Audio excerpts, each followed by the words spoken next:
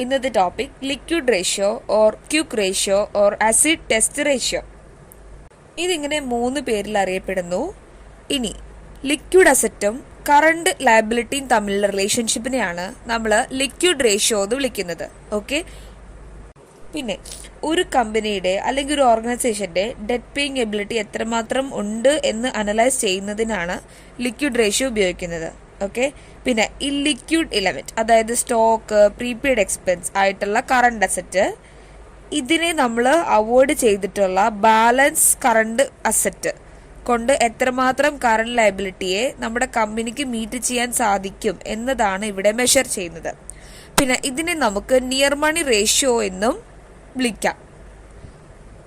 അടുത്തത് ഇതിന്റെ ഫോർമുലയാണ്. Liquid ratio is equal to quick or liquid ratio divided by current liability.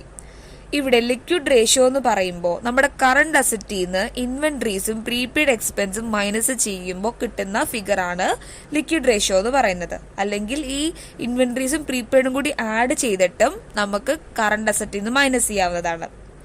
ഇനി inventories എന്ന് പറയുമ്പോൾ ഓൾ ടൈപ്പ് ഓഫ് സ്റ്റോക്കും പെടും. അതായത് finished material, work in progress, raw material, ഇതെല്ലാം ഇൻക്ലൂഡഡ് ആണ്. ഓക്കെ, ഇനി നമ്മുടെ ക്യുക്ക് അസറ്റിൽ വരുന്ന ഐറ്റംസ് നോക്കാം. Cash in hand, cash at bank, അതുപോലെ marketable securities, short term investment, bills receivable, sundry debtors, ഇതൊക്കെയാണ് നമ്മുടെ ക്യുക്ക് അസറ്റിൽ വരുന്ന ഐറ്റംസ് എന്ന് പറഞ്ഞാൽ. ഇനി കറണ്ട് ലയബിലിറ്റീസിലെ ഐറ്റംസ് നോക്കാം. Sundry creditors, bills payable, outstanding expense, short term advance, provision for tax, dividend payable, bank overdraft, short term borrowing, ഇതെല്ലാമാണ് നമ്മുടെ കറണ്ട് ലയബിലിറ്റീസിൽ വരുന്ന ഐറ്റംസ്. ഓക്കെ, ഇനി ക്യുക്ക്, അടുത്തത് ലിക്വിഡ് റേഷ്യോ അല്ലെങ്കിൽ ക്യുക്ക് റേഷ്യോ. ഇതിനെ റിലേറ്റ് ചെയ്തിട്ട് ഒരു പ്രോബ്ലം നമുക്ക് ചെയ്യാം. അപ്പോൾ നിങ്ങൾക്ക് കുറച്ചുകൂടി വ്യക്തമാവും.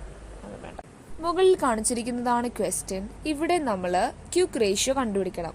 അതായത് liquid asset divided by current liability. Current liability എന്തൊക്കെയാണെന്നുള്ളത് ഐഡന്റിഫൈ ചെയ്തിട്ട് എല്ലാം കൂടി ഒന്ന് ആഡ് ചെയ്താൽ മതി. ലിക്വിഡ് അസറ്റ് എന്ന് പറയുമ്പോൾ നമ്മൾ ഈ കറണ്ട് അസറ്റ് എടുക്കണം. കറണ്ട് അസറ്റ് എല്ലാം കൂടി ആഡ് ചെയ്തിട്ട് അതിൽ നിന്ന് നമ്മൾ ഇൻവെന്ററീസും പ്രീപെയ്ഡ് എക്സ്പെൻസും മൈനസ് ചെയ്യുക എന്നതാണ് ചെയ്യേണ്ടത്. ഓക്കെ, അപ്പോൾ നമുക്ക് liquid asset is equal to എന്നിട്ട് കറണ്ട് അസറ്റുകൾ ആദ്യം നമുക്ക് നോക്കാം. 50,000 inventories, 50,000 plus trade receivable 50,000 plus advance tax 4,000 plus cash and cash equivalent 30,000.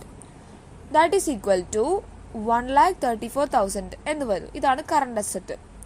ഇനി ഇൻവെന്ററീസും പ്രീപെയ്ഡ് എക്സ്പെൻസും മൈനസ് ചെയ്യുക. അതായത് ഇൻവെന്ററീസ് 50,000 ഇതിൽ നിന്ന് മൈനസ് ചെയ്യുക, അതുപോലെ പ്രീപെയ്ഡ് എക്സ്പെൻസ് 4,000 മൈനസ് ചെയ്യുക. അപ്പോൾ that is equal to 1,34,000 minus 50,000 minus 4,000 ചെയ്തപ്പോൾ നമുക്ക് 80,000 എന്ന് കിട്ടി. അപ്പോൾ ഇതാണ് നമ്മുടെ ക്യുക്ക് ഓർ ലിക്വിഡ് അസറ്റ് എന്ന് പറയുന്നത്.